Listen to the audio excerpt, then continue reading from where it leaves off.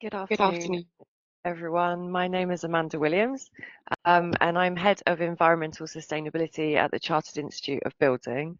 I'm delighted to welcome you to today's session, in which we're going to hear about two pathways towards construction decarbonisation in Africa.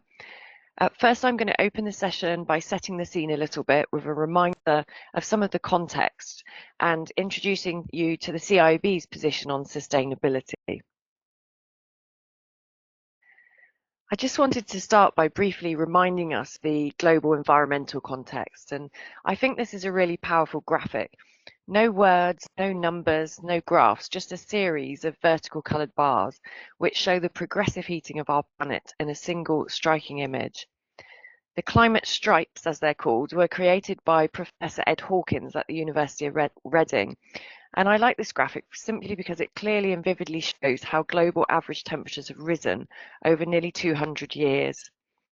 Each stripe represents the average temperature for a single year relative to average temperature over the whole period as a whole. Shades of blue indicate cooler than average years, whilst red shows years that were hotter than average. And the stark band of deep red stripes on the right-hand side of the graphic shows the rapid heating that our planet has undergone in recent decades. So I think we can be in no doubt from this simple representation that our climate is changing. We also know that although Africa contributes only 4% of the world's carbon emissions currently, many countries in Africa are among the most vulnerable to climate change. I think this underlines why our topic today is so important. So I'm looking forward to hearing about these pathways to decarbonisation of construction in Africa. Just a quick word as well about planetary boundaries. We know society is at this crossroads with the twin challenges of climate change and biodiversity loss, which are both closely linked and being driven by human activities. And this really threatens the stability of our Earth's natural life support systems. We talk a lot about climate change, but in fact, by 2023, 6 of the 9 planetary boundaries that regulate the stability and resilience of the Earth system had been breached. And this included those boundaries relating not just to climate, but also to biodiversity, to fresh water, land use, and pollutants. And crossing these boundaries really increases the risk of generating large-scale, abrupt or irreversible environmental changes. So they mark a critical threshold really for increasing risk to people and the natural systems that we're part of. We know that globally, the built environment has a significant environmental impact, responsible for 40% of global carbon emissions nearly, with 11% arising from construction projects, as well as using half of all raw materials extracted and creating around a third of the world's overall waste. Hard infrastructure is also thought to be the second largest driver of man-made pressure on biodiversity after agriculture. So environmental sustainability is not just a pressing issue for society, but it's also a pressing issue for the construction industry too. But crucially, as I always say, the built environment industry is well positioned to make a significant contribution. It is a diverse industry with a wide range of knowledge, expertise and skills. And in construction, we're well used to collaborating across different disciplines to deliver projects. In some parts of the world, there is a large opportunity to improve existing buildings. And wherever we are in the world, we must build for a more sustainable future, because what we build today will obviously shape our tomorrow. It was really interesting for me to research some statistics around sustainable building in Africa in the run-up to this event today. And according to the World Green Building Council, in 2018, the African building sector accounted for around 61% of regional energy demand and 32% of regional energy-related CO2 emissions. I was also interested to read that by 2050, the continent of Africa will be home to 2.5 billion people. That's a billion more than today. The continent has the world's fastest urbanization rate, with an urban population projected to triple by 2050. And according to the United Nations, the world's 10 fastest growing cities between 2018 and 2035 will be in Africa. So for the built environment, this means a large demand for new buildings and an urban footprint that is expected to triple. So 80% of buildings that will exist in Africa in 2050 are yet to be built, which I found to be a really fascinating statistic. Now, although there are many challenges, including funding, a green skills gap, and competing priorities, this does mean that there is an opportunity to build these buildings more sustainably from the start, delivering a net zero carbon, healthy, equitable, and resilient built environment. It also reminds us of the importance of taking a regional approach to sustainability, which is appropriate to the local context. So I'm really excited to learn more from our speakers today. Green building standards can, of course, be a key driver for sustainable construction. By establishing and enforcing building codes which include sustainability standards, this can help create demand for sustainable practices. And there are some great examples, such as the adoption of green certification systems like LEED, Green Star or EDGE, as we've seen in South Africa, Ghana and Kenya. And indeed, there's been a growth in certified green buildings across the continent of Africa in recent years. The Green Building Council of South Africa, for example, reports that it has certified over 1,000 green buildings to date. And this crowdsourced map shows the distribution of some of them. Just very briefly, I want to highlight that the CIOB is deeply committed to environmental sustainability. It is a focus theme in our corporate plan. The text on this slide comes from our corporate plan. I'm not going to read through it, but just to highlight our three high-level ambitions really in relation to this theme, which was to equip CIOB members with the knowledge and skills that they need to manage the construction process in environmentally sustainable ways, to embed sustainability into relevant learning programs, and to support industry and stakeholders in building the case for change. But how do we go about doing that as a professional institution? Well, we've developed an environmental sustainability action plan, which covers 8 key areas, each with their own set of actions to deliver. This was launched in January this year, having received board approval in December. As you can see, the 8 key areas focus on leadership and governance, membership, education, policy, marketing and communications, academy, and client development, as well as our own operations. The reason we have really mapped this onto our CIOB directorates and key areas of work is because our key aim here was to embed sustainability in everything that we do. So each of these areas has a high-level goal, as well as a series of actions, roles and responsibilities, and measurable outcomes.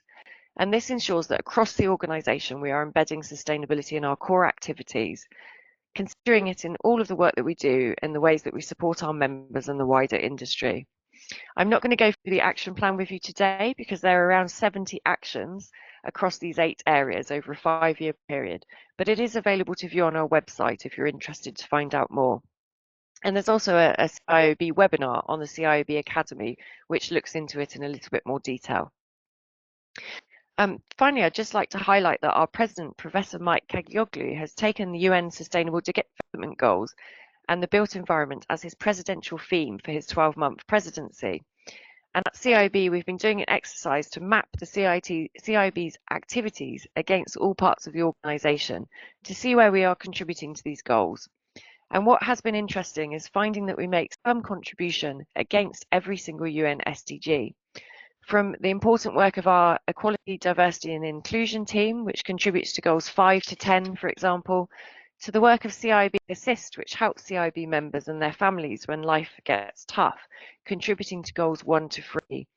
The work of Education and Standards, goal 4, and of course the work of our policy team, which contributes to a number of these goals.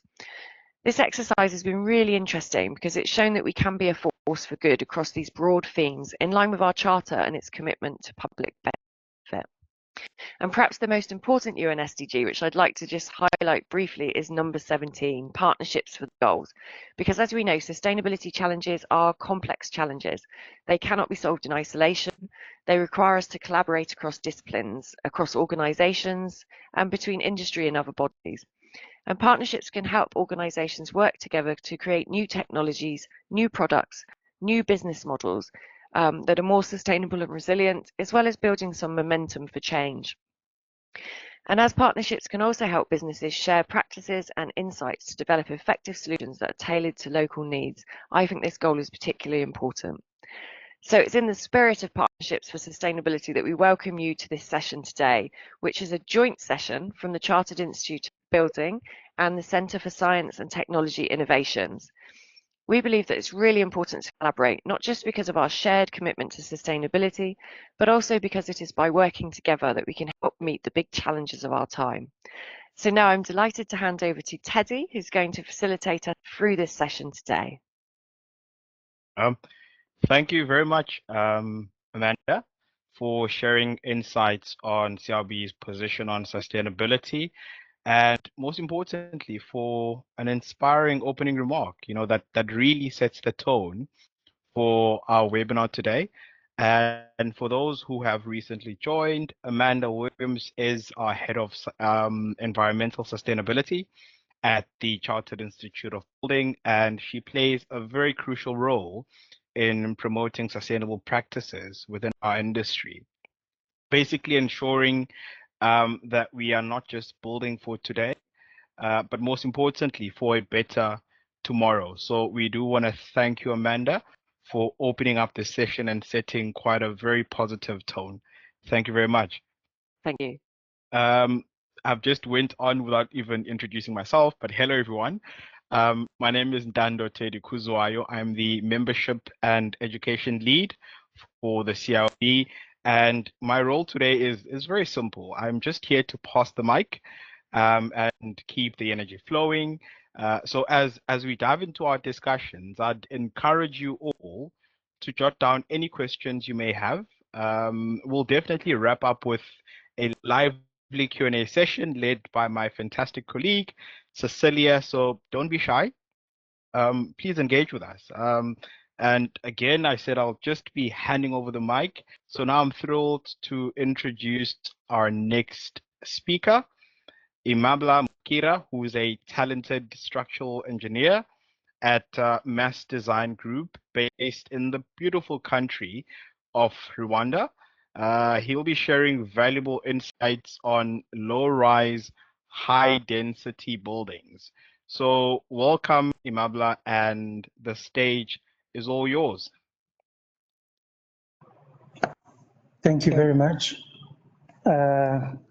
Talented structural engineer is a kind of rich compliment, but I'll take the compliment.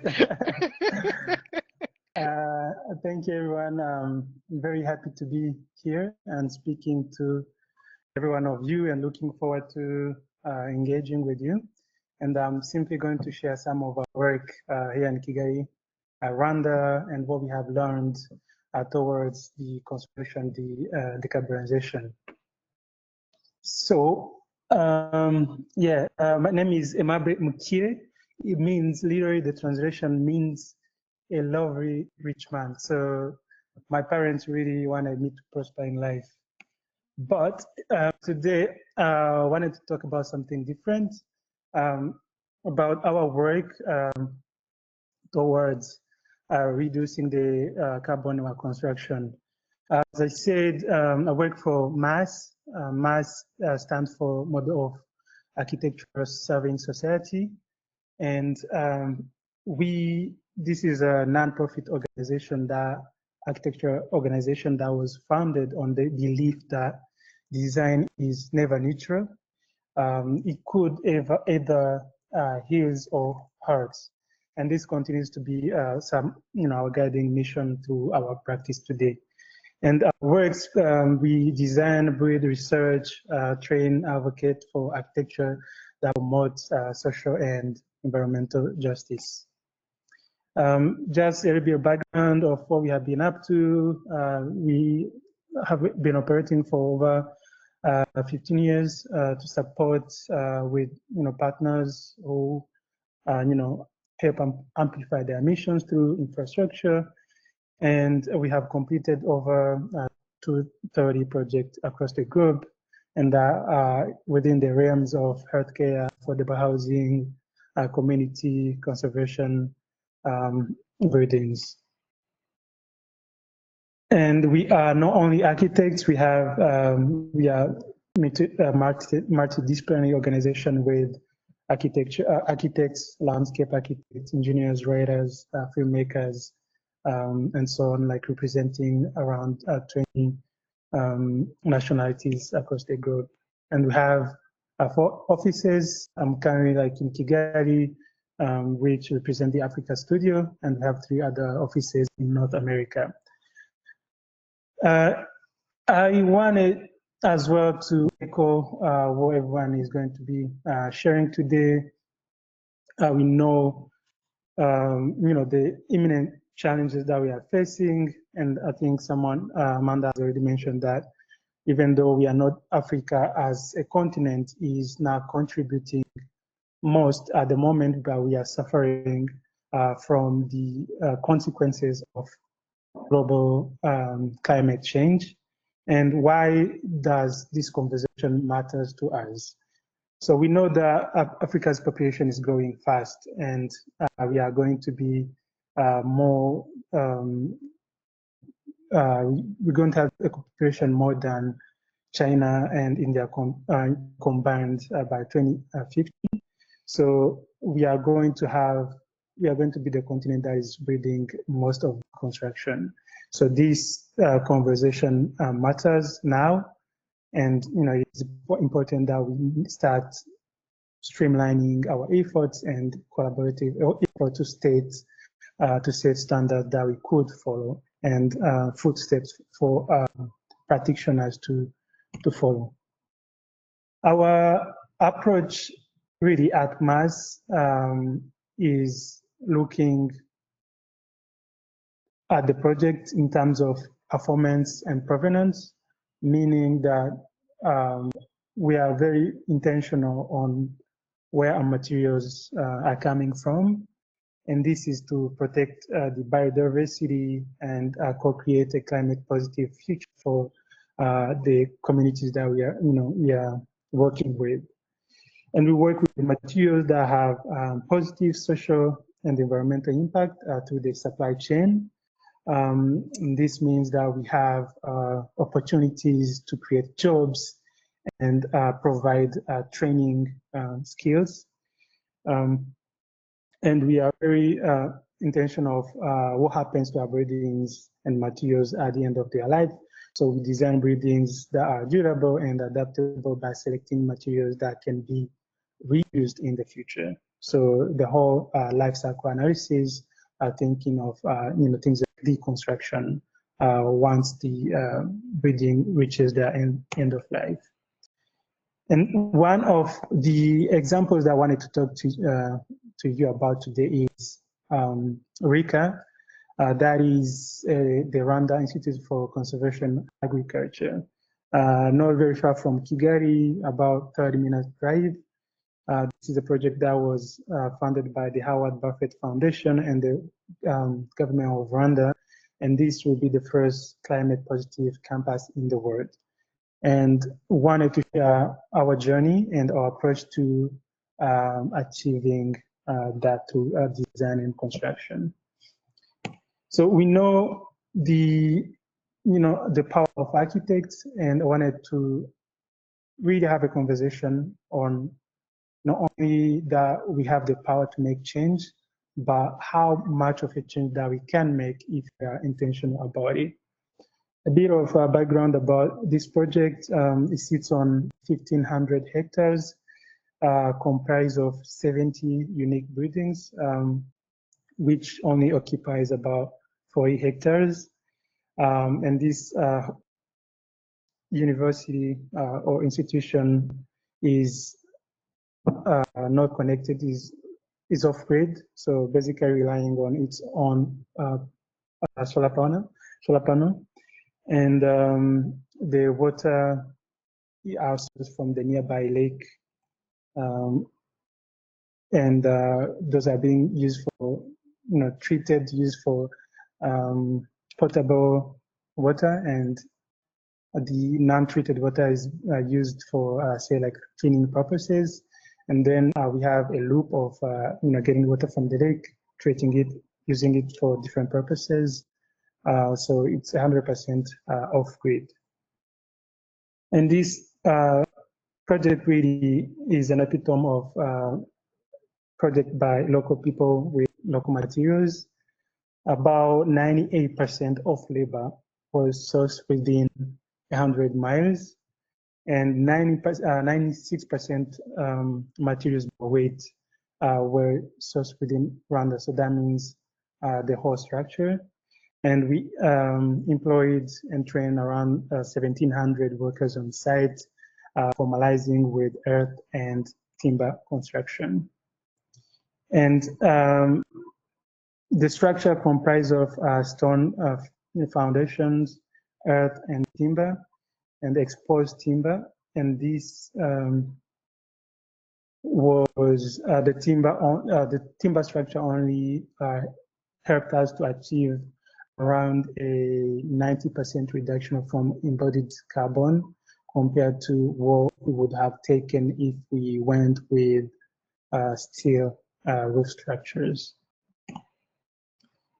So something that we have learned is the importance of timber and bringing timber to conversations as one of the means to reduce embodied emissions on our project. Based on where you are, might be that you are within, some countries have established industries, manufacturers that have, timber that can be used for, structural purposes. But I think we were a bit ambitious here, and we did learn the hard way that, timber that is sustainably grown in Rwanda is not tailored for structural purposes. But I think what we need to start thinking about is with the construction ahead is the role of timber, sustainably certified or sourced timber to play a key role on that journey. So we did use timber with hiccups here and there, primarily because of the quality and the product in country because of the lack of grading. So most of the timber that we were using did not achieve the required structural strength. So in the end, due to procurement and time constraints, we had to revert to neighboring countries such as Tanzania. But our lesson that learned is that there is a need to invest in the timber industry in Rwanda, and we have been working with the government of Rwanda and the forestry to grow and establish standard of timber that can be exported for the construction use. So 25% of all the material on the project are within the walls, and these walls were primarily used, made of compressed earth blocks and some feature rammed walls. And this created a wonderful environment in the humid savanna heat that alleviated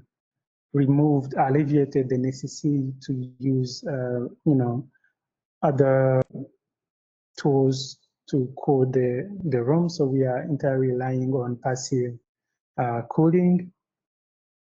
And, all the walls were used from earth with minimal cement that was added for waterproofing and durability purposes. And this was around 6% by weight of the mixed ratios.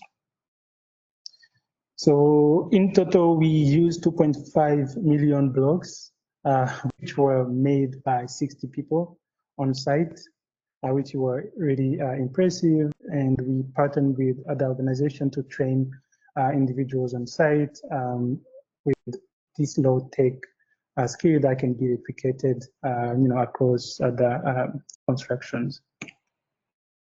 So with this approach of just questioning where we are sourcing our materials, what do we use, fading away from the conventional, using conventional, that is concrete foundations, superstructure made out of concrete frame and a steel structure, by simply saying, what if we used stone foundations and earth walls and timber roof?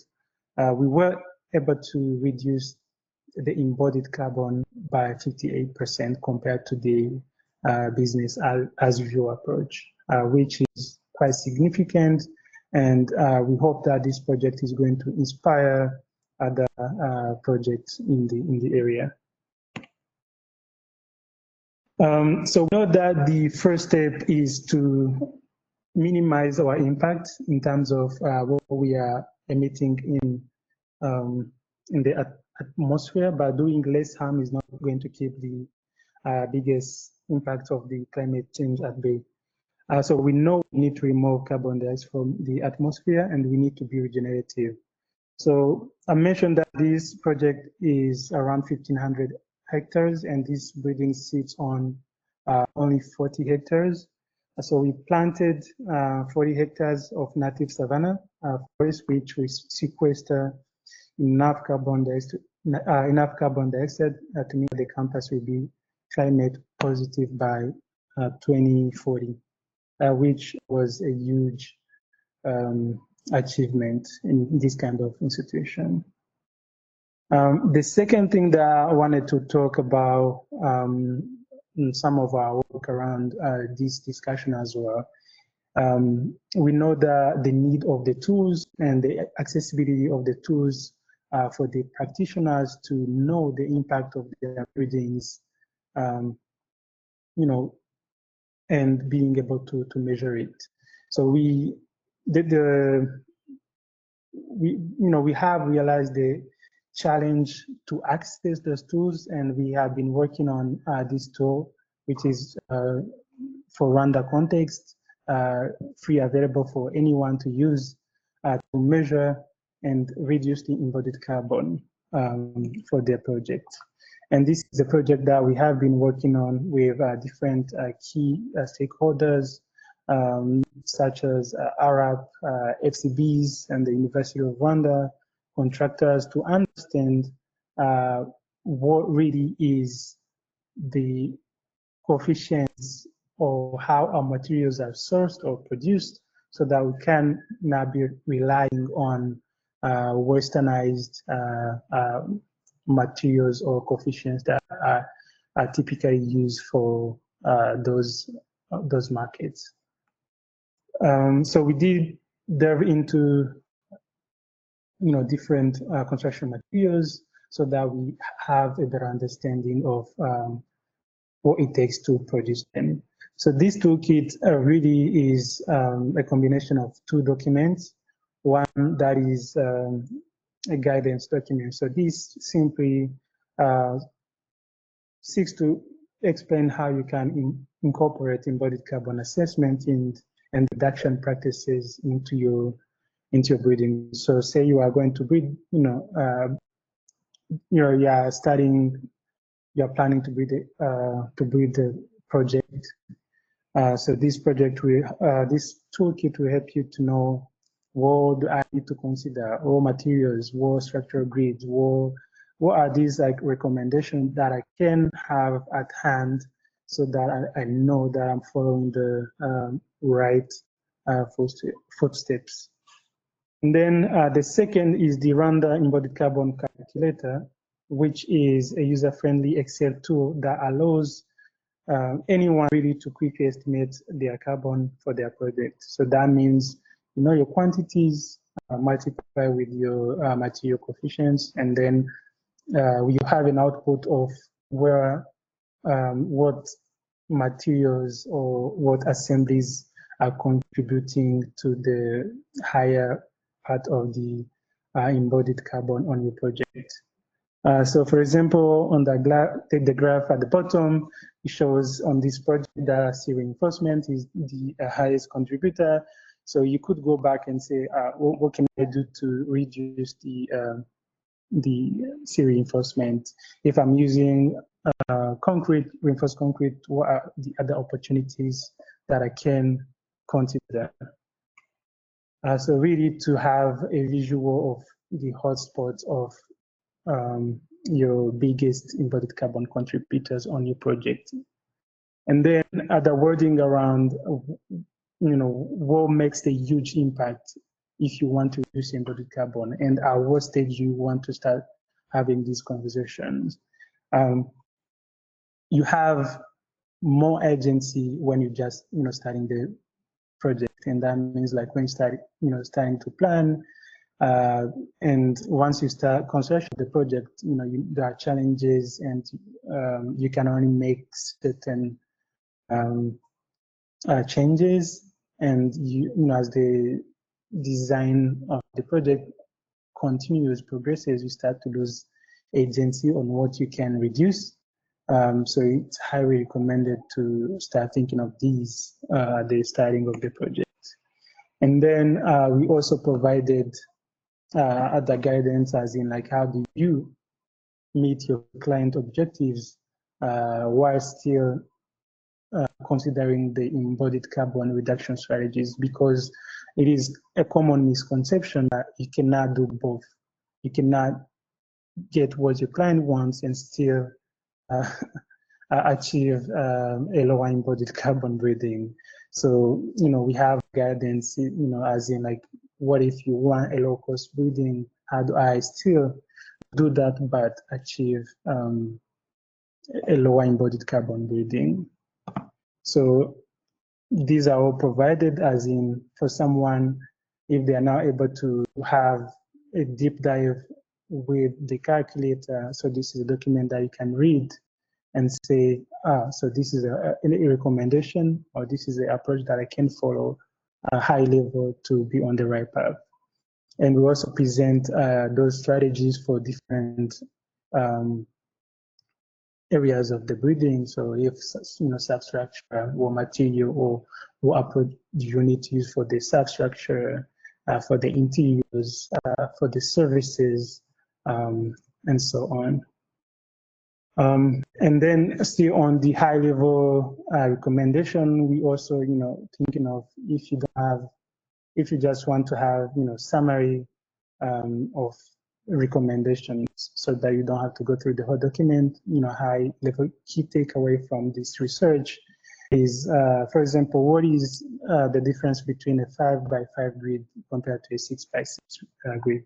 And we did find that a 5x5 grid is the most efficient. So once you start going higher, then your carbon emissions are going to start increasing quite significantly. And we use this tool for different case studies of projects in Rwanda, and those are the numbers of how those compared. And those are quite self-explanatory if you look at what material was used. So the highest contributor here, like on the right, far right, it's just a concrete breathing, and you can see it's almost like 4 times compared to the Rwanda cricket stadium, which was used, was built using earth and stone. And another opportunity that we had was to understand and dive into the conditioning. So we normally talk about the embodied carbon from the construction materials, but what about the operations of the breathing? And we did look at different scenarios of conditioning, for example, 50% area of the breathing versus 10% of the breathing, and for example, using a higher global warming potential refrigerant versus a lower global warming potential refrigerant. We are in Rwanda. We are lucky that the government does not allow have decommissioned or impose really higher tariffs on higher global warming refrigerants. So we only have one option, but you can see that, for example, if you condition the difference of conditioning a 50% area of the building versus 10% is almost equal to the embodied carbon that is produced from breathing the superstructure. So by conditioning 50% of area of breathing instead of 10%, that embodied carbon from that conditioning is going to be as much as the whole superstructure, so walling and skin of the breathing, which is really, really significant. And as part of the research, we wanted to, because of the lack of real-time data and reliable information on the chain and how different materials are produced, we are looking into working with different manufacturers to have EPDs. So these are environmental product declarations. And one is in the longer term that we hope that as an engineer or as an architect, we could specify, material. If it is cement, you could specify a certain threshold so that the suppliers are working within, obviously that is going to be a collaborative with regulators, designers, everyone from the built environment.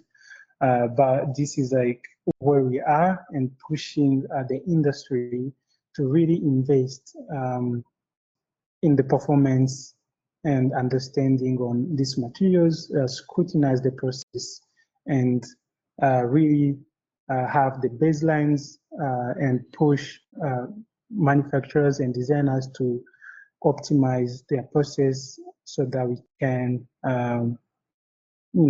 have the efforts of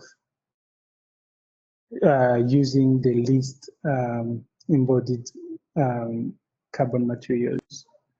So this is where we have stopped. This is something that we are looking forward to engaging to support the construction industry. But we have this document that I was talking about already on our website. If anyone would, would want to say, oh, let me have a look. But this is what we have been working on in Rwanda, and we do apply the same principles on other projects that we are working on the continent. Yeah, I'm very happy to hear what everyone else, and thank you for the opportunity to speak to you. Thank you very much, Mbabla, for your insightful presentation on low-rise, high-density buildings.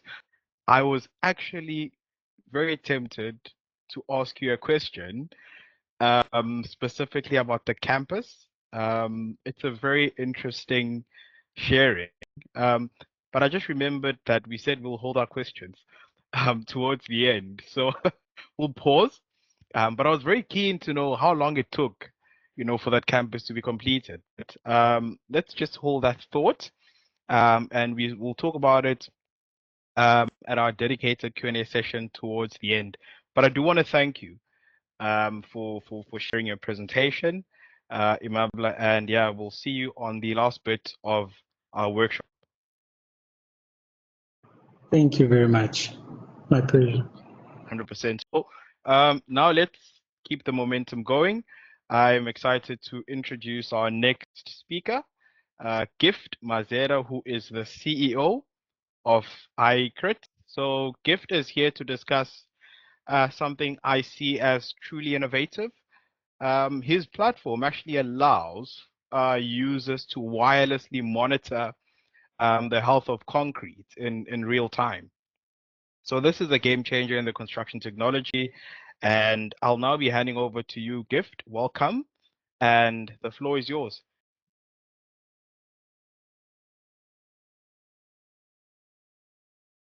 Thank you so much, Tando.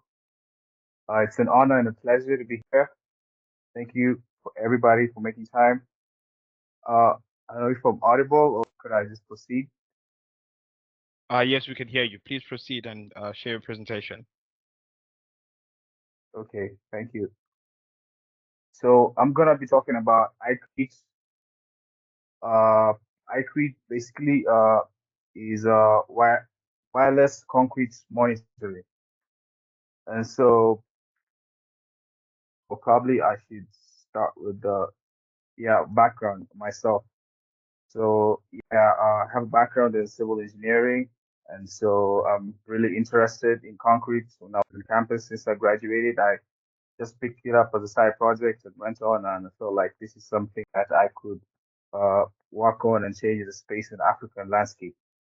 So iCrete is a platform that enables users wirelessly monitor the health of concrete in real time. And I know some may ask, why concrete? Well, concrete is the most used material in the world after water, approximately 30 billion tons a year. And yes, I would know because I'm a civil engineer and I also love concrete, as you can probably tell. So iCrete started on the idea of trying to find a solution for the menace of collapsed buildings in Kenya. Or yeah, you've probably heard or read about it in the media in the recent past. And it's on this premise that we are building most elaborate database on concrete mixes in terms of sustainable materials and the corresponding strength profiles.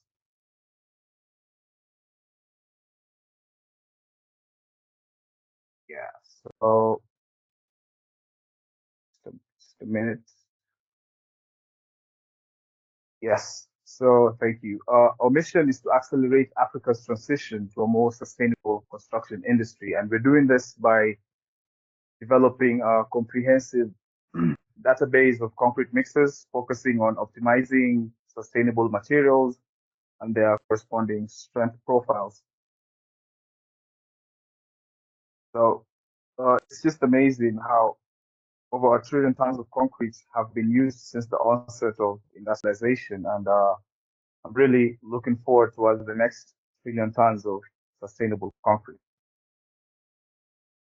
Yeah, so problem you're trying to solve is every 48 hours, 3 buildings collapse somewhere here in Kenya. That's according to National Construction Authority, who's the regulator in the space, the survey they did in 2022. The audit report shows that the major cause of collapse of infrastructure is due to the quality of concrete. So this is what we are trying to address, the real-time monitoring of concrete to enhance the quality and standards. As we are aware of, concrete is responsible for 10% of global carbon emissions, and so addressing this issue is critical for Africa's sustainability. So our platform is using non-destructive technology. It's sustainable. We're using the reusable sensors as opposed to the sensors that you cast in concrete and dispose of. We're enhancing structural quality monitoring of the concrete in real time. And also, I reckon from the field test that we've done so far, we're able to reduce 10% of the carbon emissions. How it works. So real simple, you just tag the sensor via QR code, then you attach the sensor to a rebar, zip tie, and then you pour the concrete. That's it. And then the data streams in your device to your laptop, real time, so you're able to monitor that wherever you are in the office or at home.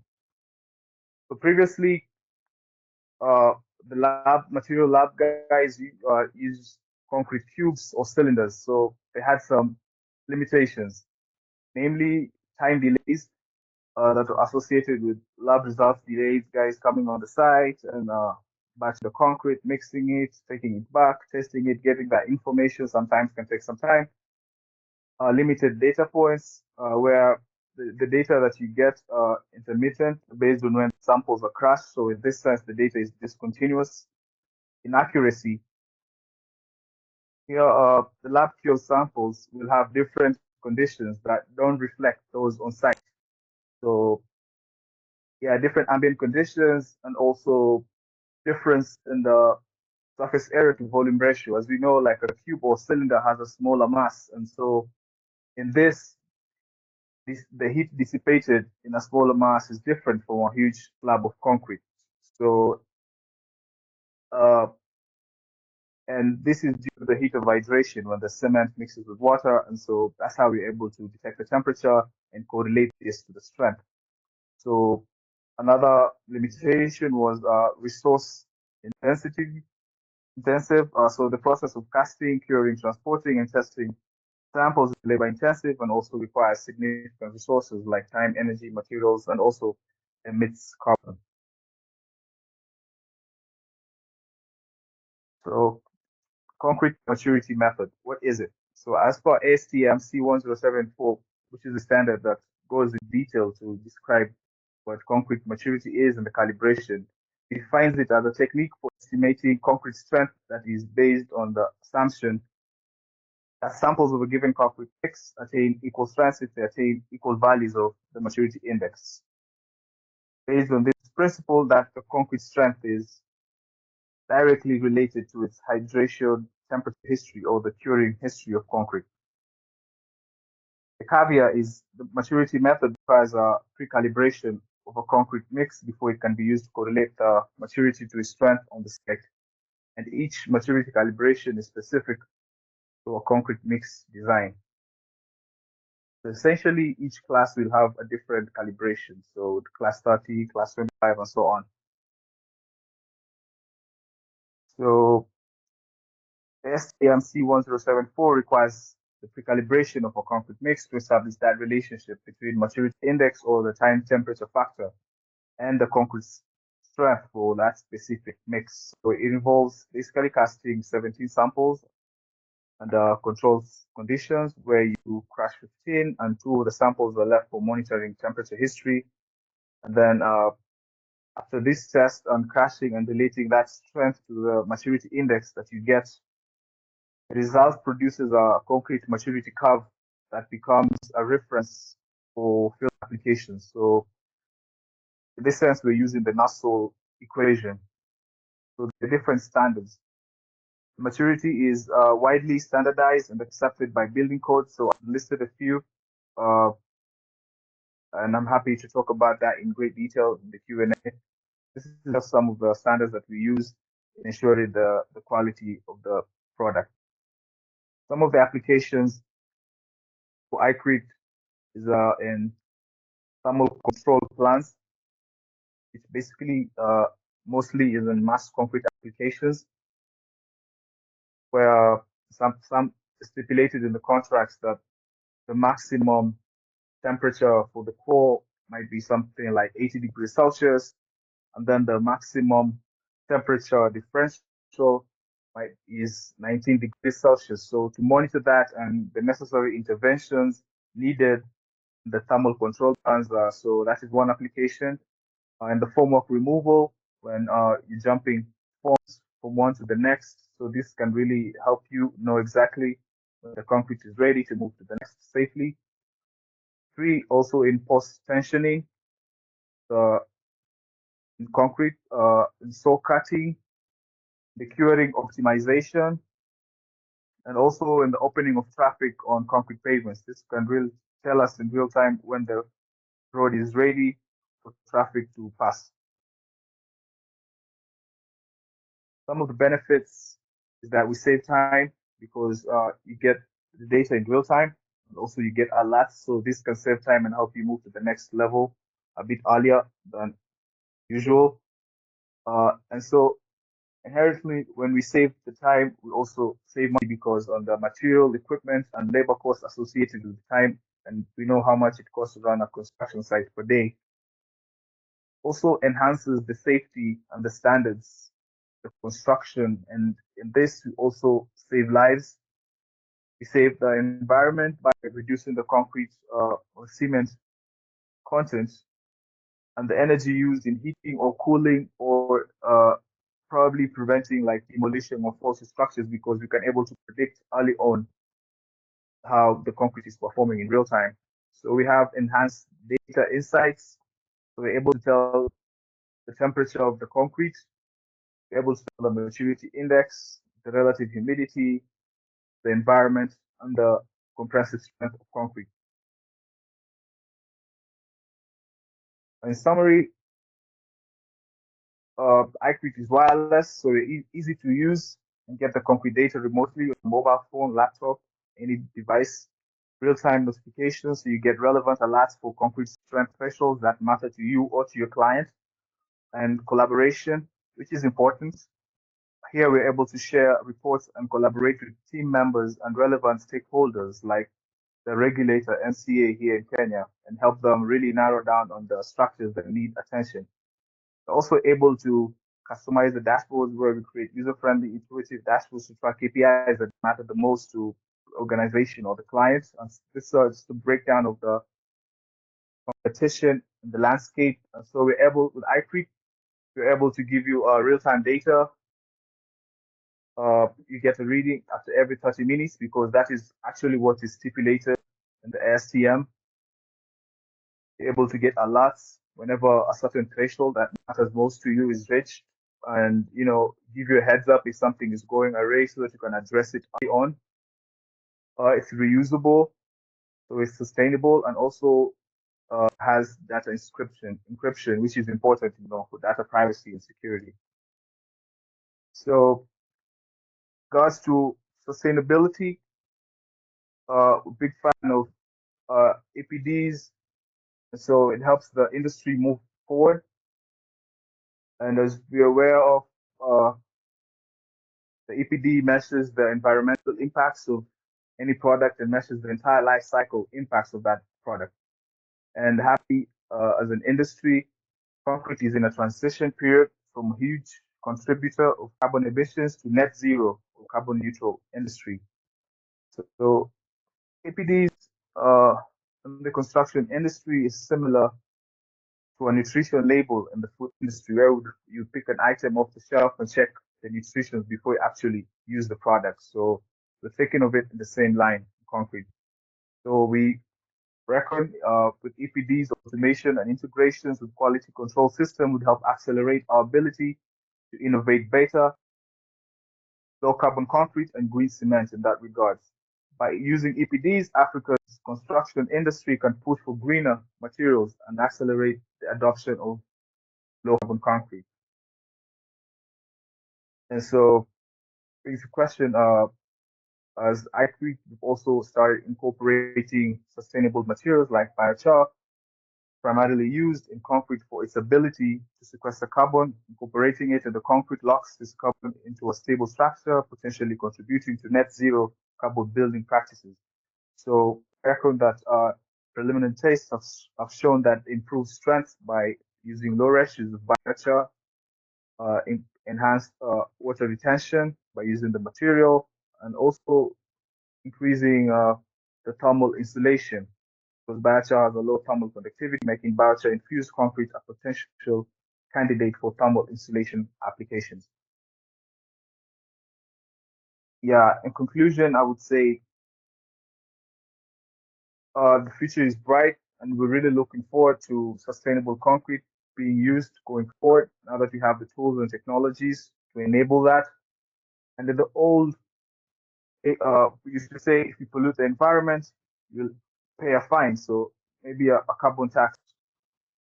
But I feel in the new paradigm, we need to encourage and say if you can meet these low carbon targets, we'll buy your products. So maybe some low carbon procurement, carbon credits, and other carbon incentives.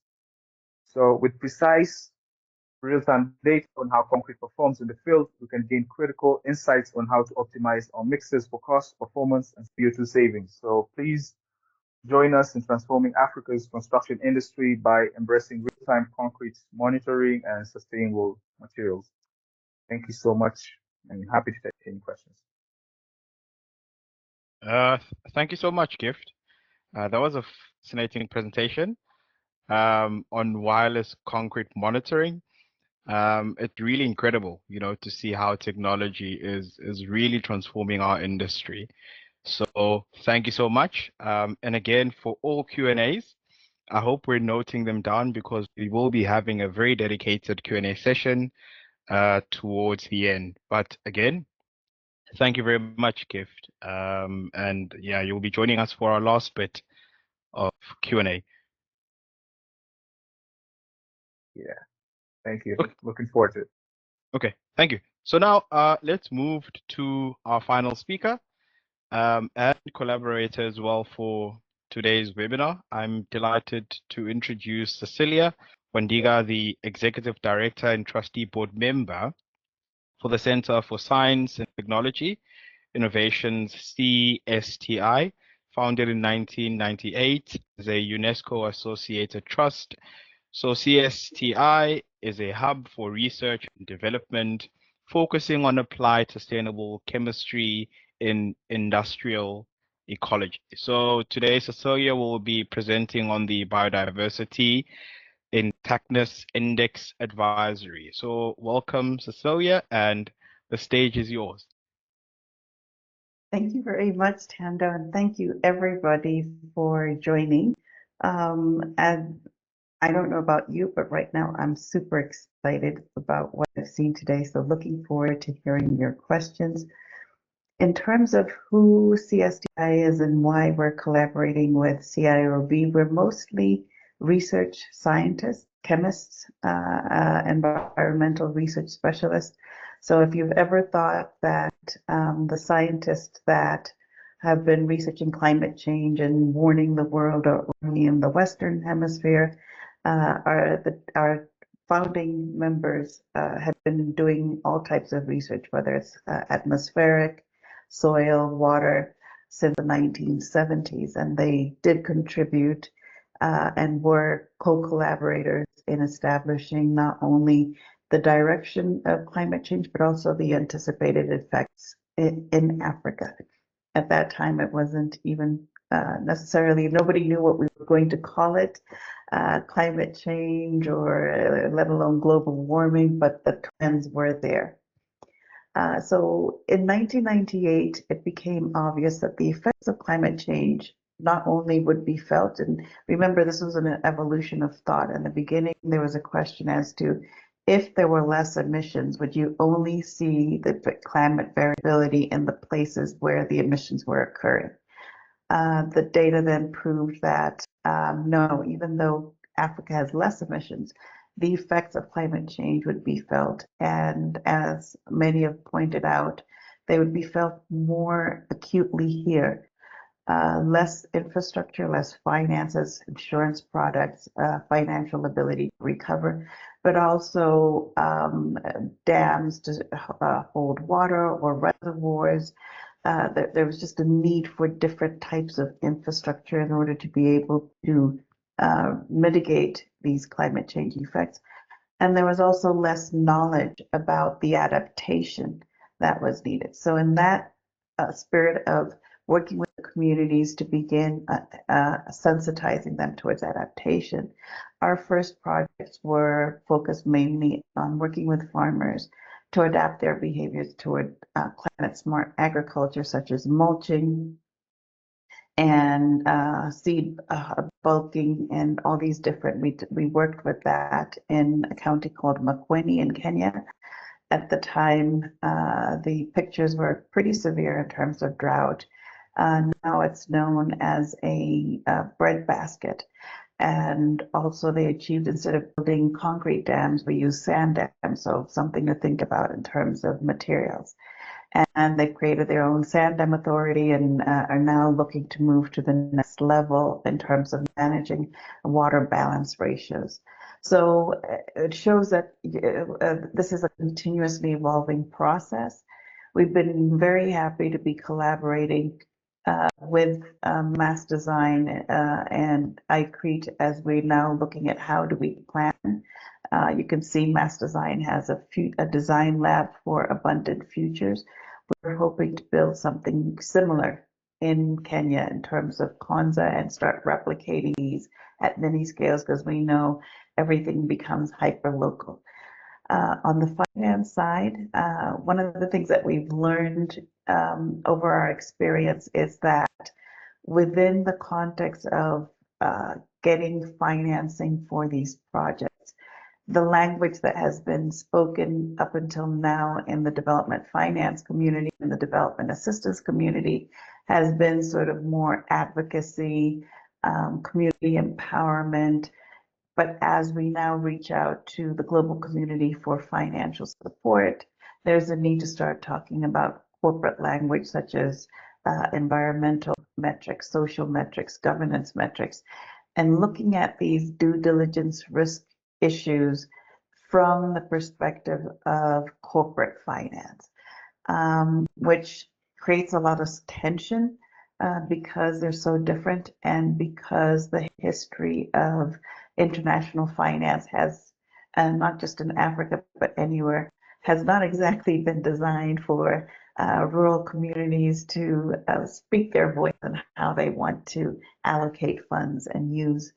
Even in the US, whether you're living in New York City or whether you're living in upstate Wisconsin, or Europe's say in how the Treasury decides where money is going is very limited. And that's an unfortunate part that I think we all collectively have to work towards figuring out how to make this a two-way conversation and co-creation. To that end, we're working with, you'll see the members of the consortium in a minute.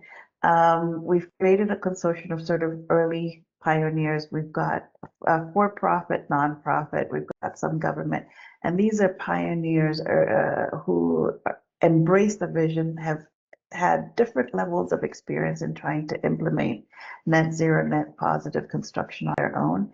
And, it takes a village, especially when it comes to innovation and science and technology.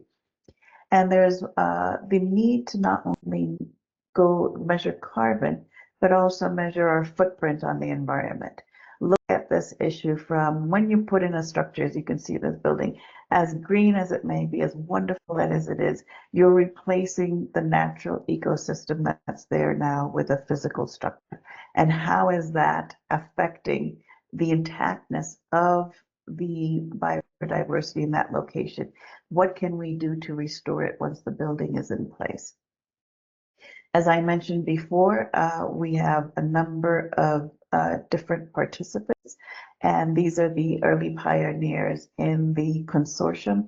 I won't go into detail on every single one, other than to say that we're going to be, the government of Kenya has given there's a space called Konza.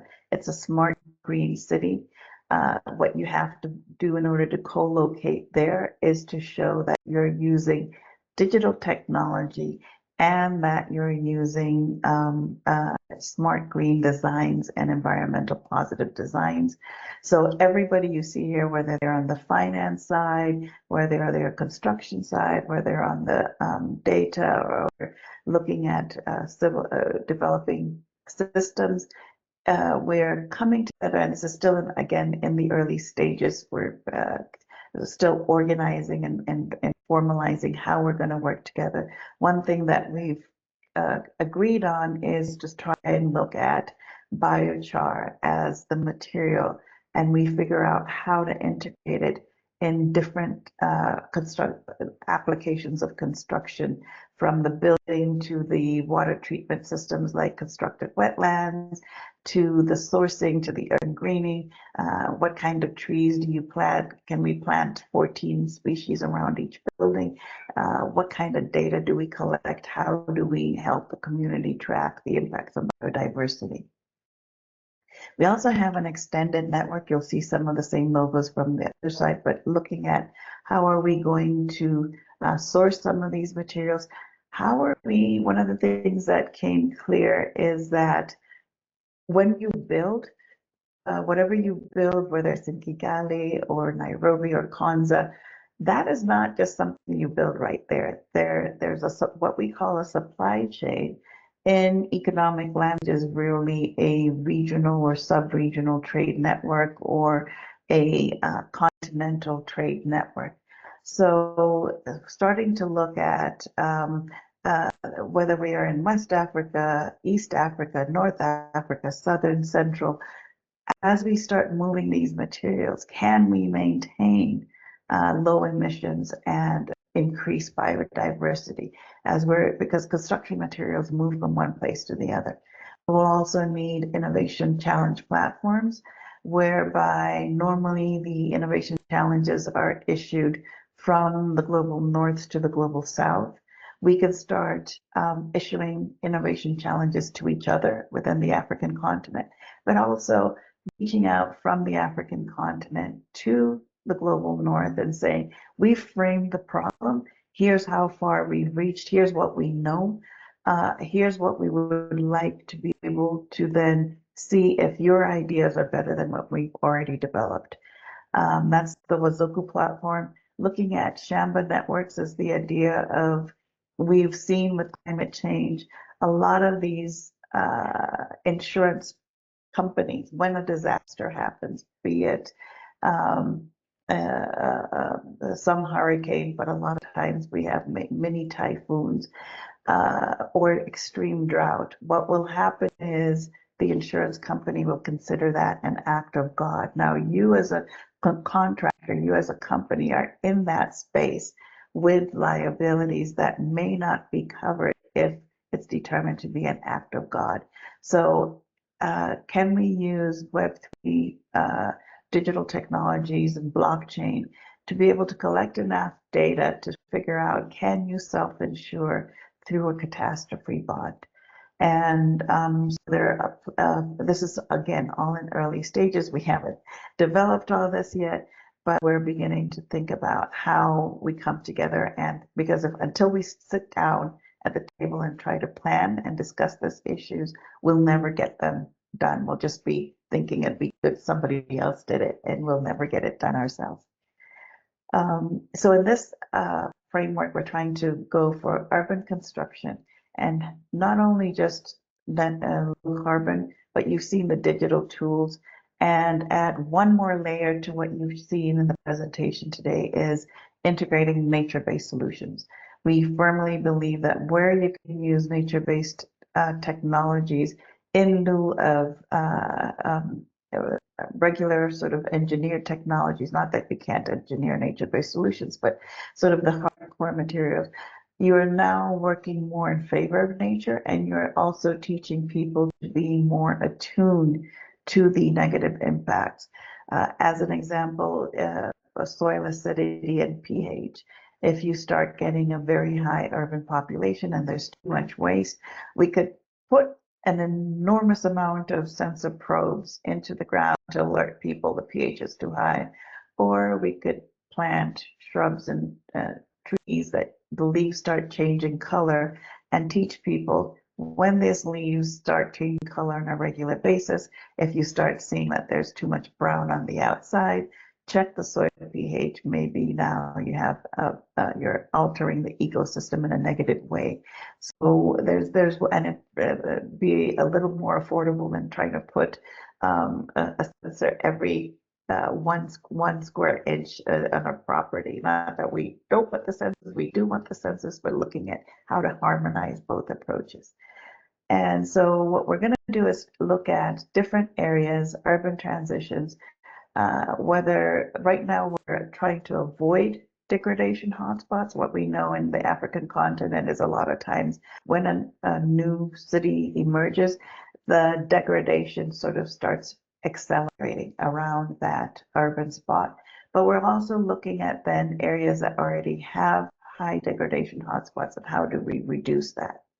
You can see looking at right now we're calling beneficiaries because we still don't know what the market is. We still don't know the market dynamics, pricing. So we're trying to reach out to impact investors, sustainability investors that will support with the technical assistance and feasibility studies to be able to understand what makes this, what shifts from understanding the dynamics of who's benefiting towards understanding the dynamics of who will pay for what they're benefiting from. Again, I mentioned ESG pioneers. One of the things that we're finding a lot is how investors view risk is very different from how maybe a community looks for risk. Like if you're working in a community, you would think about is the community accepting? Do they like the design? Will they be happy in the space? Also, did I choose the right materials for the longevity of the building? Investors are looking at it simply as what they call proof of ownership. Do you own that space? Did you have qualified people? Was I sending the money to the right entity? Did you spend the money the way you said you were going to spend it? Did the project finish on time, or did the delays cost us extra money? So now trying to blend those two risk metrics that are very embedded in sort of the absoluteness of having to meet those targets, now takes a lot of continuous talking and negotiating at the table when it comes to KPIs. Same thing with the regulators. All over the world, regulators are realizing every time we turn around, there's a new framework. First, there was the climate disclosure related task force for climate related financial disclosures. Now there's the task force for nature related financial disclosures.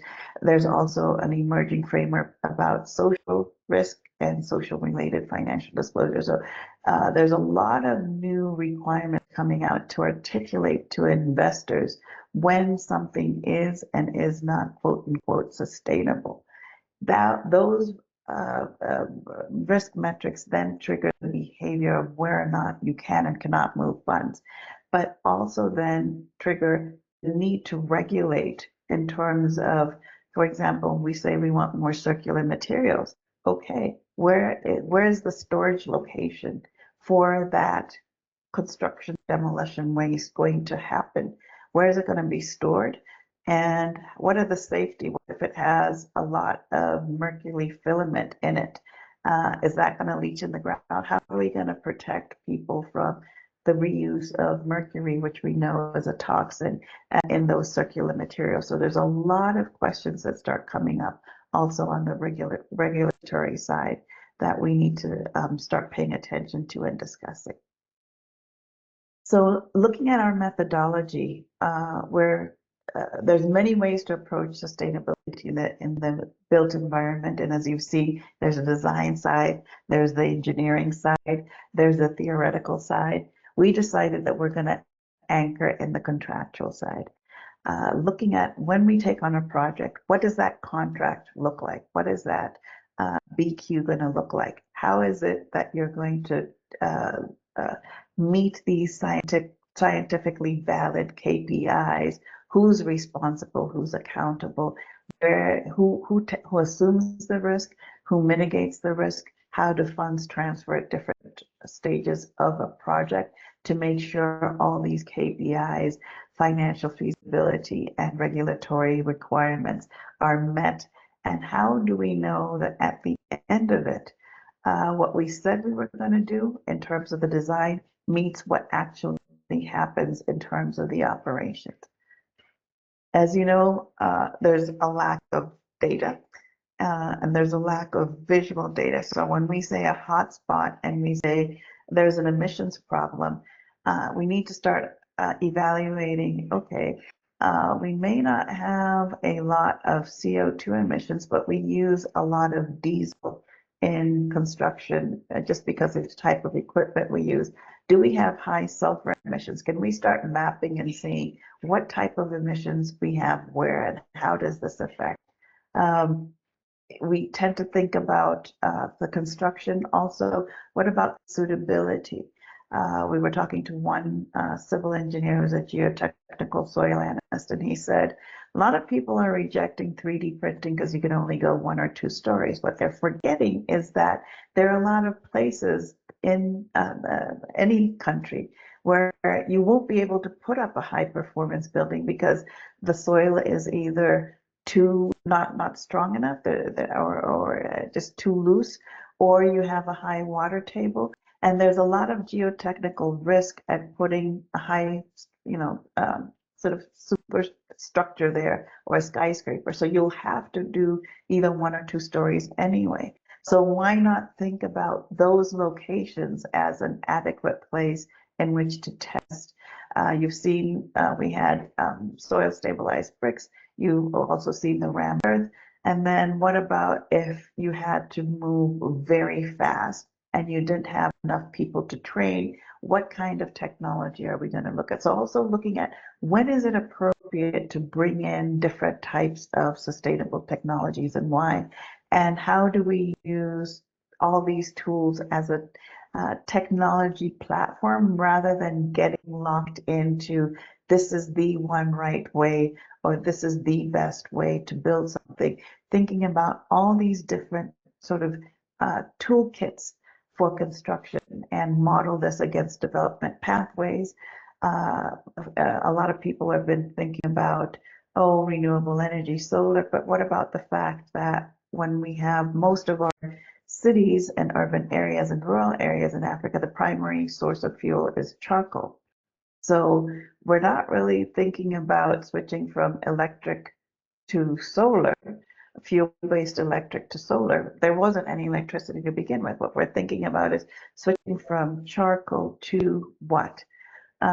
So if we think of biochar, we can do some biochar to renewable energy, whether it's syngas, whether it's electricity. But then how does that compete? If we're using the charcoal, the trees for the charcoal, and we're using the trees for construction, what becomes sustainable, and how many trees do we have to grow to keep up that dual use pace? So these are kind of some of these sustainable pathways that we need to look at and trade off. There was 15 African cities that just signed a biodiversity pact. And of course, none of this can happen in isolation. We can't sit in a room or sit in a webinar and decide this amongst ourselves. We have to have every community is going to come to its own decision on how they're going to get there. Looking at now what does it mean? I've been talking a lot, but what does this mean? So we started thinking about if we were going to limit this to 5 metrics that we'd say, these are the metrics that matter. What are we trying to do? And so you see across the top, we're trying to improve biodiversity, improve sustainable investment, make sure our decisions are driven by data, not emotions. Emotions are nice, but sometimes we can go wrong with them, and we have very limited time and very limited resources. We want to make sure that the economic growth is inevitable.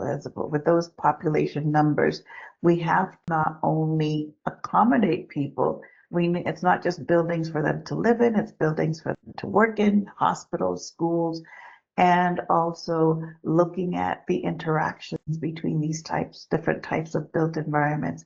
How are they going to work? Are they going to work at shared office spaces, co-shared office, or are they going to still need, I need my private office and my private, so what is that all going to look like? And then the impact. We know we want good health and we want to take positive climate action. Doesn't mean that we don't want to reduce poverty. Doesn't mean that we don't want to look at land on life or land on water. It means that we're picking the 2 metrics that if we drive those and we look at everything else, they will get us to the other SDGs, including collaboration. Then we picked biodiversity intactness index. We looked at water and energy efficiency. Why are we looking at those instead of materials? Right now, if you look at what the financial investment community understands, and remember they fund what they understand water, energy, and water efficiency metrics. If I went to them and said, okay, this one has, we've changed the ratio to 6% cement and we're getting better embodied carbon measurements, they're going to look at us like, what? What do you mean? So let's pick where they would understand and think about, if we're now going to say embodied emissions reductions, embodied carbon reduction, how is that going to improve water and energy efficiency? What is that going to have impact on pollutant reductions in air, water, soil? And if we're saying biochar, that's another reason that biochar is an interesting material, but we can do the same with soil. Whether you're saying, are we reuse? How many times can we reuse that soil or that biochar? And what materials are we developing from? With biochar, we can go organic, we can go inorganic, construction, demolition waste.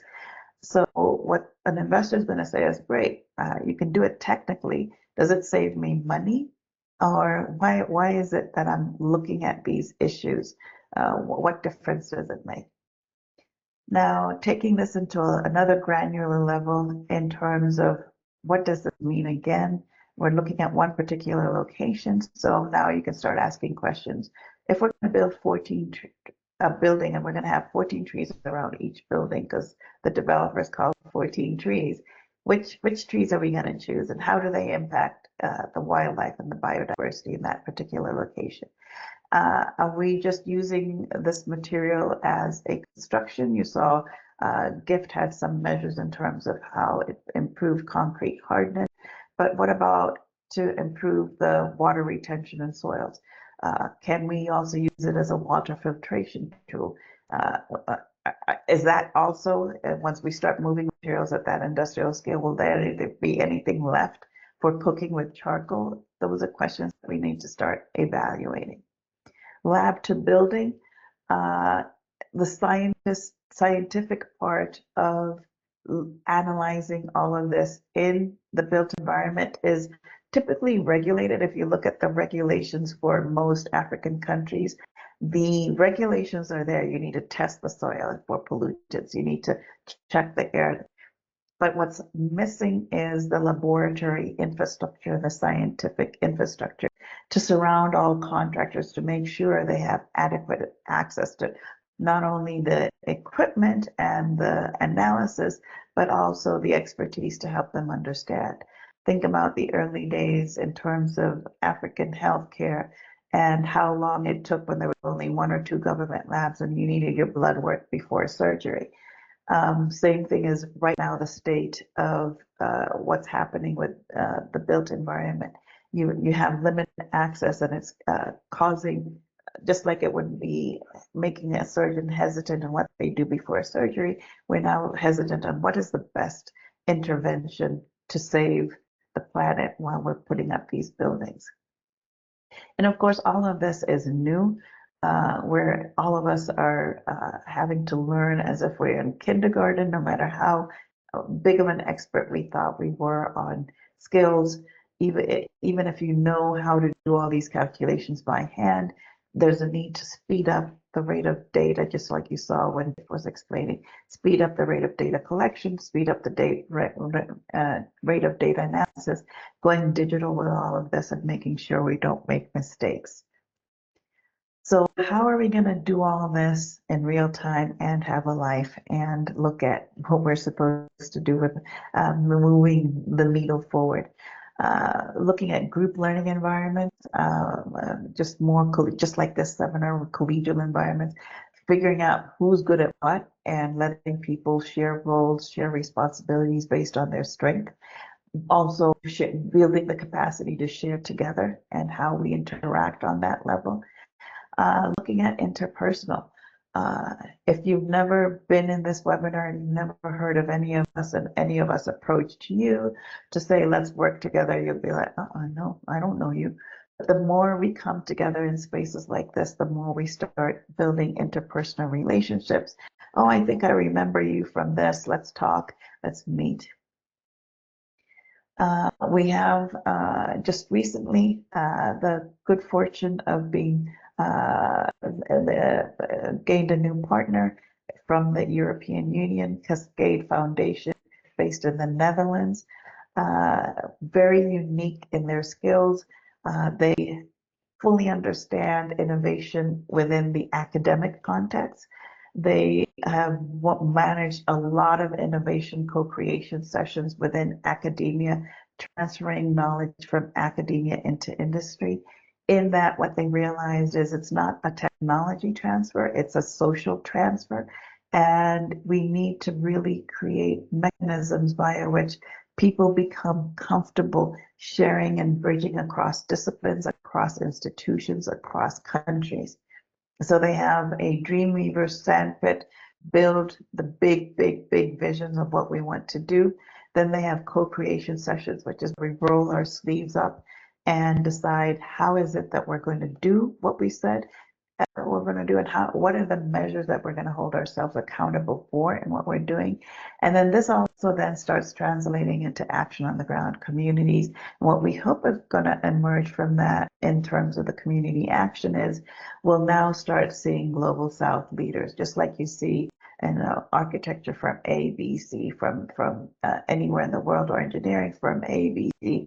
We'll now be getting to see those names come out from the African continent as the leaders, the go-to of who people are looking to engage with, and who communities are saying, these are the people who work with us, and we really love what they did, and we would recommend as a community for anybody to work with them. And so with that, I've reached the end, and thank you so much. And now passing it over back to Tanda so we can begin the discussion. Thank you. Yeah, thank you so much, Cecilia. I was actually just about to say, please don't pass it to me because it's still your turn. So I'll hand over back to you to please facilitate the Q&A session. For us, I think we're now left with about 31 minutes before the end of our session. But yeah, no, thank you, Cecilia. It was a very eye-opening, an insightful presentation. As always, we're always learning new things, and this is a great opportunity for us to do so. So yeah, back to you. Thank you, Tando, and thank you. I just needed 5 minutes to get my breath again. Okay. So, Do you need a bit of minutes? yes, no, I'm good now. Okay. Okay. Open floor in the mic. Anybody who has a question, feel free to raise your hand. Type it in the chat. There's been, so I started sort of seeding the questions a little bit before in terms of green skills. Who's trying to do an EPD? Amanda said in a previous organization, gathering data on product environmental impact over its entire lifestyle. So life cycle was very challenging, and it wasn't you. That is a common thing that we hear. One of the organizations you saw on the collaborators is Carbon Leadership Forum in the US. They also have a network of members in Canada, and everybody, even in countries in which there's a data abundance, putting together these location-specific EPDs is very challenging, and you really have to, especially when you get down to the chemical level of disclosure, there's a lot of proprietary information barriers that we have on the materials. Any other questions? I don't want to drone on here. I'll be quiet for a few seconds. If not, I'll start asking the participants questions directly. Any questions? I've just put one on the chat. It's for one of the participants. So I don't know if you want me to read it out now or wait. Okay. So it's for Imable. It's basically just wanting to know what are some of the biggest challenges he encountered in designing low-rise, high-density buildings, especially in a rapidly urbanizing areas.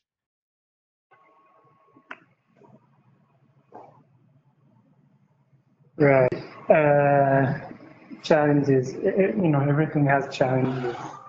I think the biggest challenge that we had, there is this conception that as a certain group start to get wealthier, they have this vision of construction material that they want to use.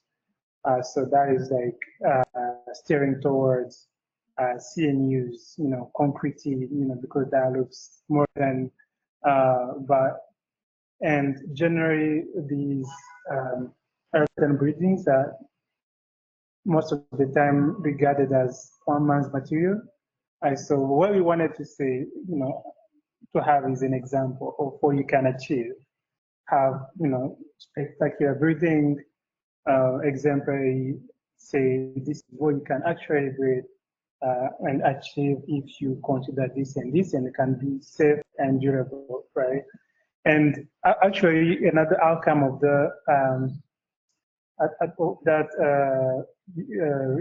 university, as in ICRICA, we ended up working with the government on Adobe guidelines to make them standardized and make them legal, because before it was not legal in Rwanda to build using Adobe. So we did collaborate with the government, and have standard of what your foundation needs to be like. How do you detail the foundation so that you protect from rain, considering the majority of the people and how they are going to use those kind of the buildings. How do you attach the roof to the building so that in heavy rains, heavy winds, it does not fly off? Because the majority of the, how to mix the soil, for example, because like the majority of the buildings are like very buoyed, and at the end, so you have these rainy seasons, heavy water rains, and they just like fly off, and they cannot really, they're not sustainable over the long term. So having an example of what you can actually achieve and standardize the construction really helped us. But the biggest challenge that we had was the misconception, the perspective of the people on what looks like a good building. So changing the mindset of, well, you can actually do this safer, cheaper, and do something nicer was the biggest challenge. Yeah, no, thank you very much. Thank you very much, Imai. And just some reflection, that challenge of what is a sort of good permanent structure. We have that same challenge here on the Kenyan side. I know in South Africa there's a use of red bricks is common, so also in a lot of Western countries. But what we found, much to our surprise, is we were working previously with 14 trees, and they were looking at, how do they promote mass adoption of unfired soil bricks. And people started saying, no, bricks are substandard housing. Now, part of it was that was in the building code. We had an old British building code that said only cement or stone could be used. But even removing that requirement, people were like, no, no, no, no, you don't build with mud. But it's mud that can last 100 years. No, no, no, no. So I see here, question from Mike. What role is the Kenyan government playing in the larger picture? For example, putting together some major stakeholders in the history around the table. Yes, so there is the Global Building Performance Network. They're spearheading industry players around to develop a net zero emissions roadmap. There's also I always think of it as a global ABC. Kenya Public Works has become a signatory to that, and Public Works is the national designated entity. There've been a number of initial sessions to bring together stakeholders and also material producers, concrete associations, beginning to just even create their awareness on the fact that this transition is happening, building regulations, developing what is a green building regulation in the Kenyan context. One of the things engineers are raising is that we're Kenya, we're not Germany. We don't need the same cement engineering performance standard that you need in winter for Germany, but how does that affect the embodied emissions during construction and also the production? So all these discussions starting to emerge.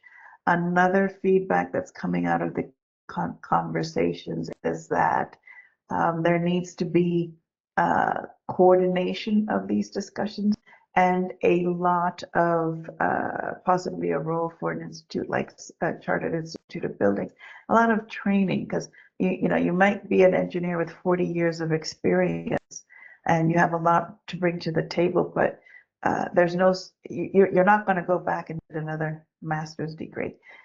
So where do you go to talk about this and to find out where your skills are good, or where do you need to get training? Is it going back to a government certification? Where do you go for this? Thanks, Mike. Any other questions? I just saw a question, Cecilia, from Grace. I'll just read it out for you if that's fine. So I think it's a question for Imable on importing timber. How does this affect the embodied carbon in terms of transportation? This is a very good question. Yeah, I think we did end up diverting that option as in last option. Ideally, we should try to source everything as local as possible to minimize transport and keep as much of the economy within the country. We did look at what if you actually use timber from the Tanzania compared to other type of structure such as roof. So, in Rwanda, but still, that was still had very low embodied carbon compared to the other option. So I think as in like the lessons learned, we trying to standardize and working with the manufacturers and the forestry in Rwanda so that we could source everything, timber in Rwanda. But yeah, I do agree that that was not the best ideal situation to be in. Actually, we were working on this other project that we had to source Gulam timber in South Africa, but that still was coming in with lower embodied carbon compared to using sea structure. So that's still being mindful, but it is not ideal. And we are thinking of ways that we can optimize on having a locally owned timber industry that can be used for construction in Rwanda. Yeah.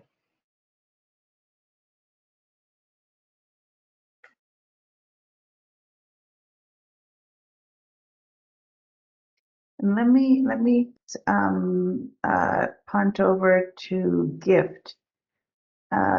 Gift, so this is a sort of a data analytics transition.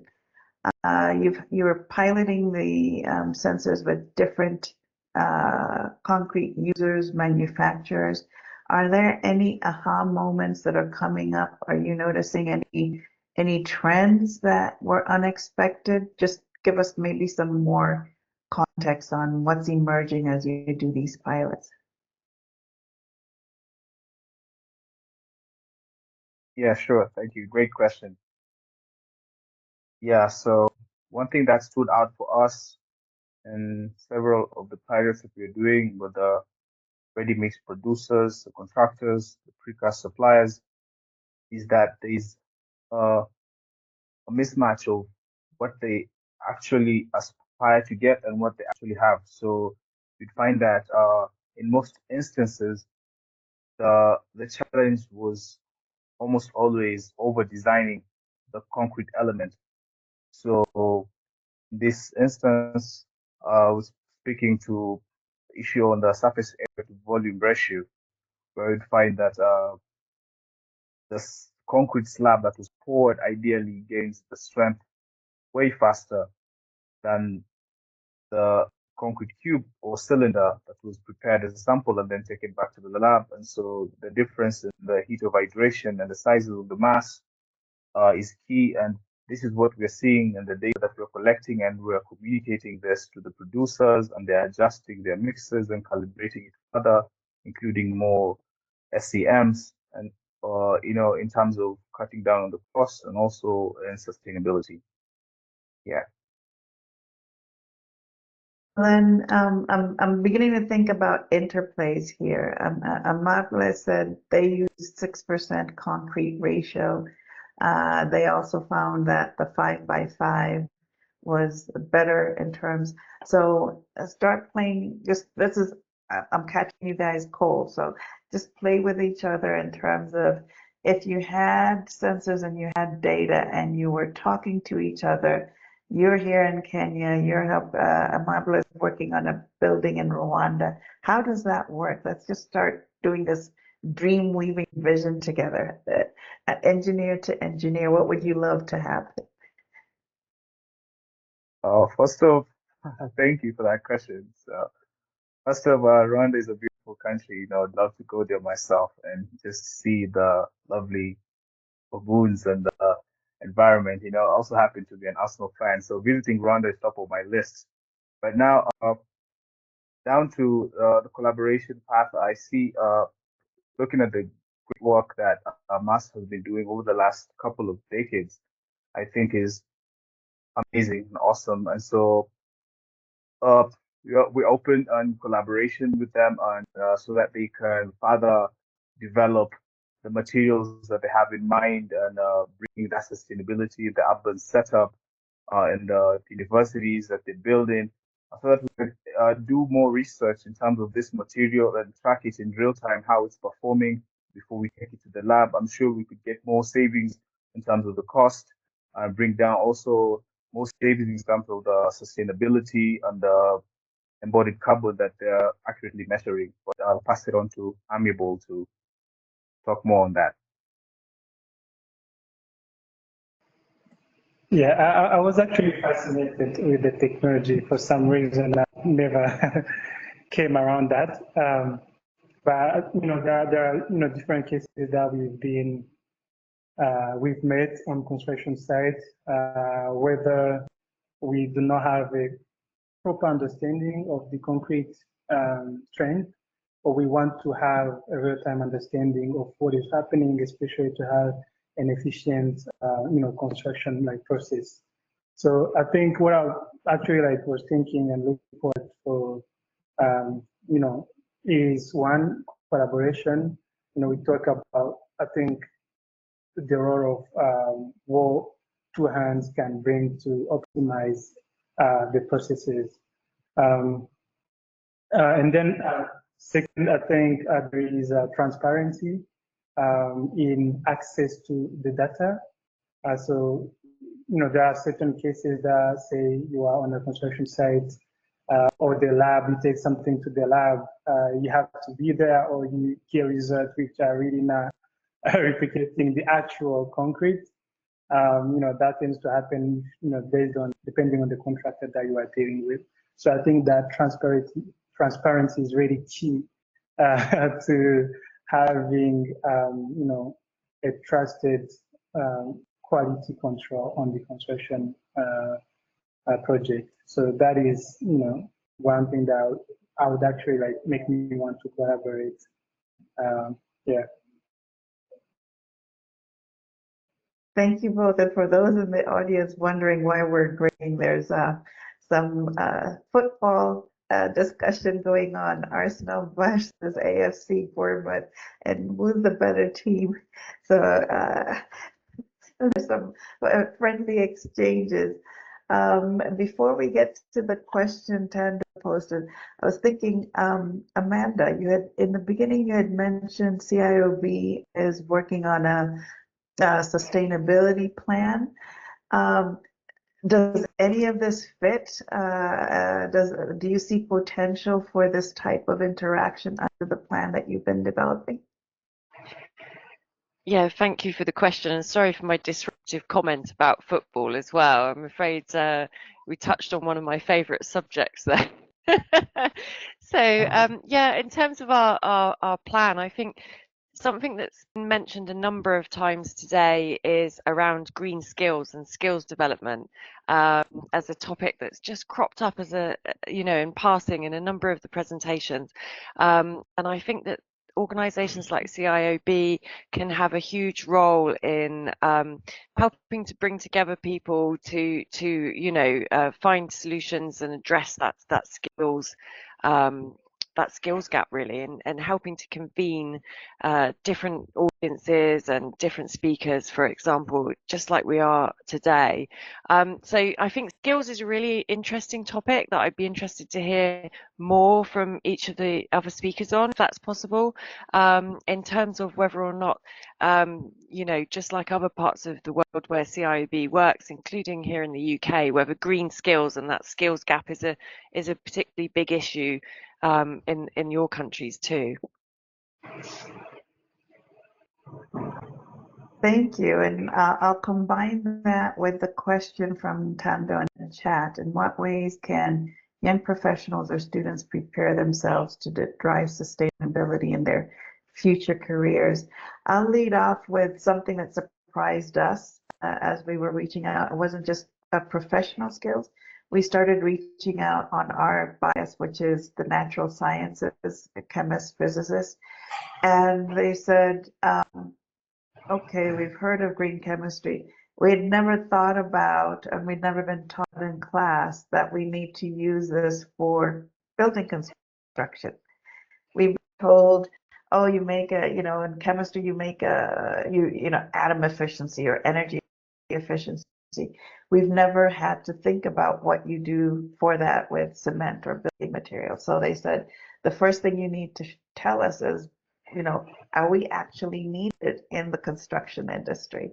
And a lot of them started saying, is this a career path? I thought I was a chemist. I thought I belonged in a laboratory. And we're like, construction companies have laboratories too. So that was an eye opener for them. Amatlik, how about you? Something actually that came up as of recent is we started to work with the universities partnering to include this conversation in their classes. So in the University of Rwanda, we are introducing the calculation of embodied carbon and developing some MOOCs so that, in the schools, they know what is needed on the market, and they start, thinking about that as early as possible so that when they come to the market, they have the skills that is really required. And which is quite essential on having the practical skill set for the construction industry.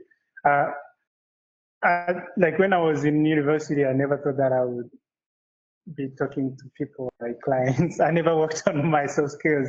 We had the class and never really mattered to me. And I've actually made it my matter to engage with young professionals so that they have a glimpse of what the actual, what is being done, and that you don't really need to follow the same, first step, because when you graduate, you meet with these other guys, they intimidate you. You don't know nothing. So this is how things are done, and you have to follow it. So having that examples and people who are directing you in the right direction is quite essential. And happy to say that that is something that we have started to address, and it's quite inspiring to see the young professionals look at construction in another angle.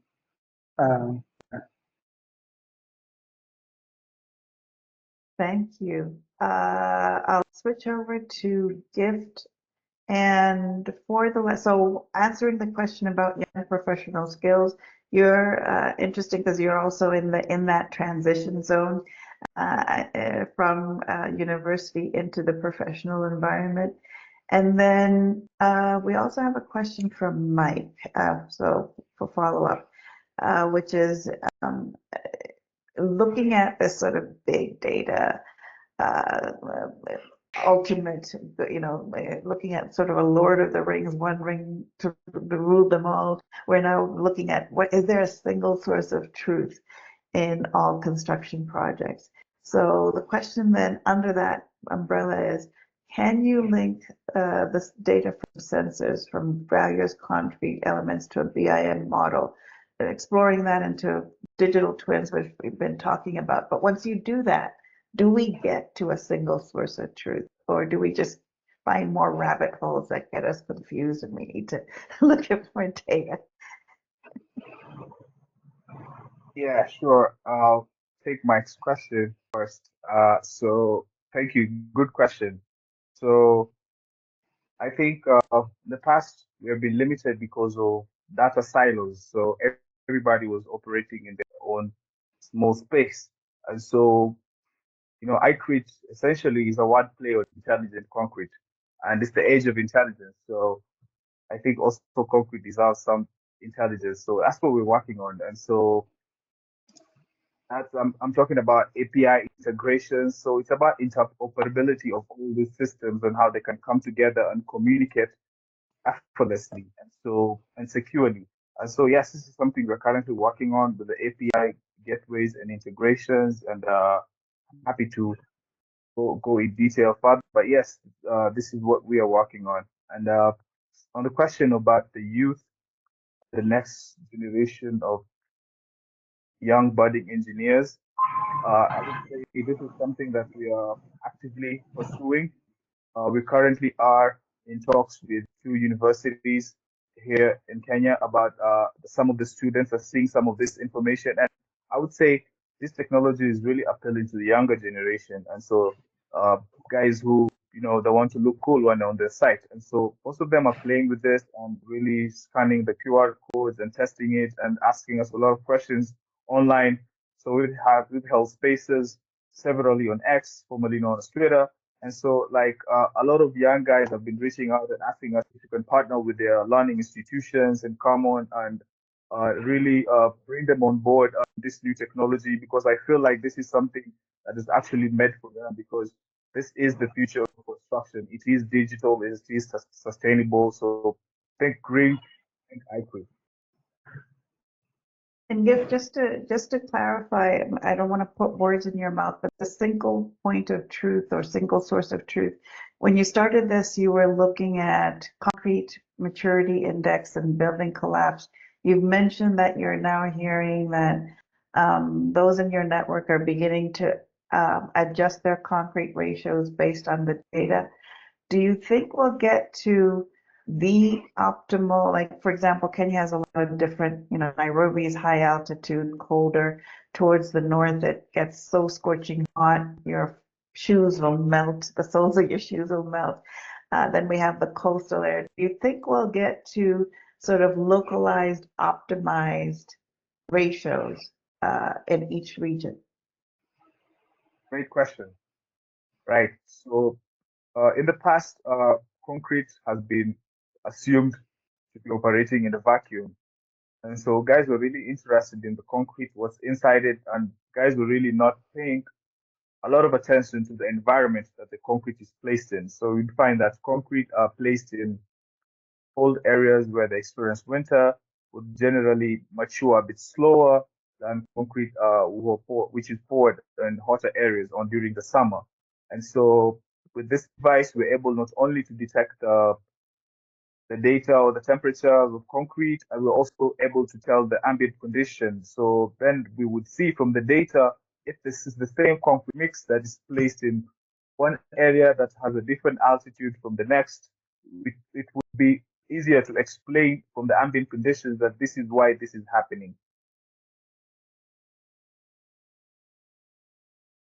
Thank you. Yeah. So we have 3 minutes left, so I'll do reverse round robin, starting with you. Just a quick aspiration moving forward, then Amabla, then Amanda, and then I'll speak and back to Tanda.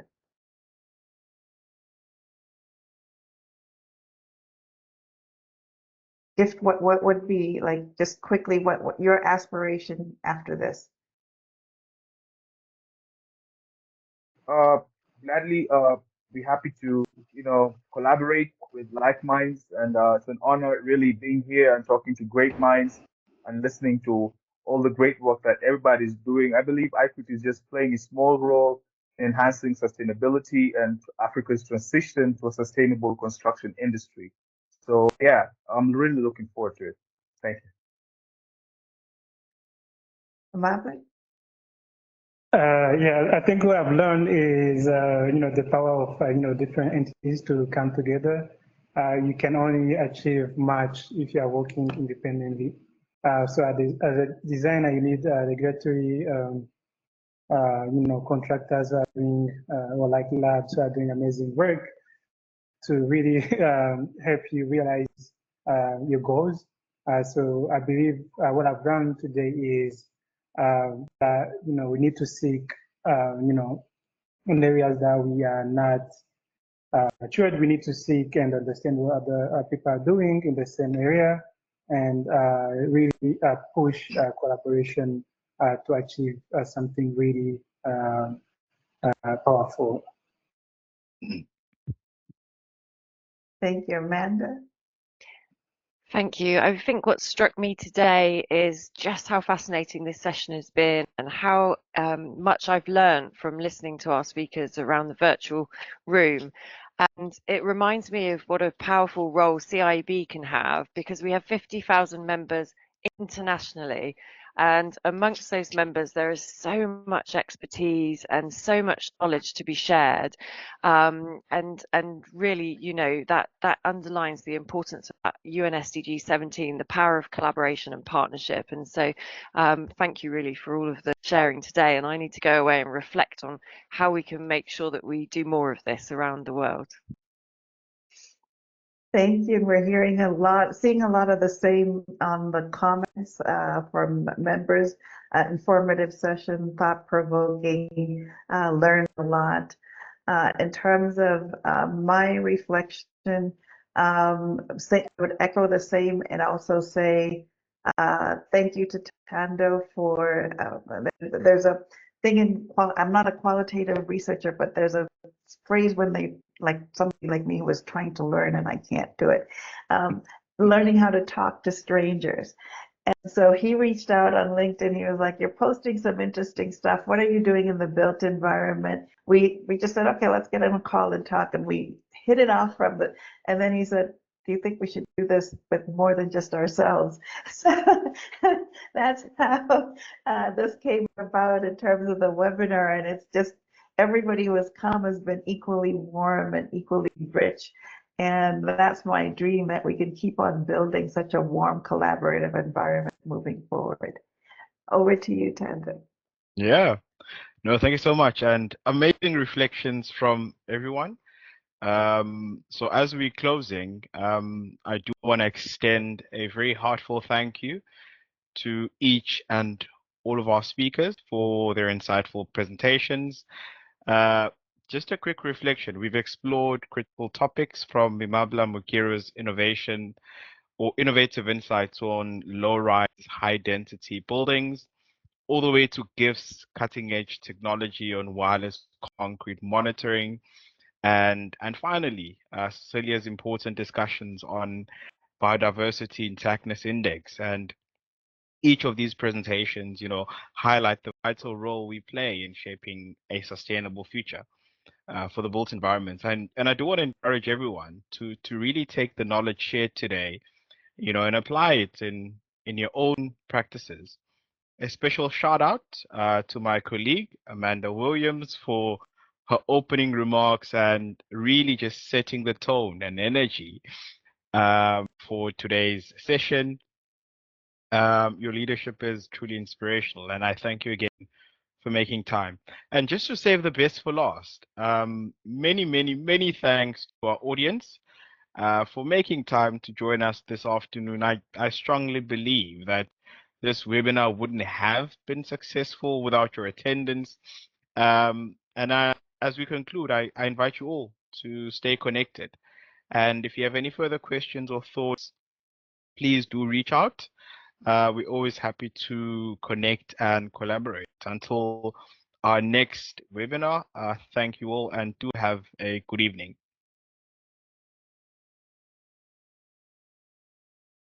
Good evening. Thank you. Bye-bye. Thanks. Bye. Thanks, everyone. Bye.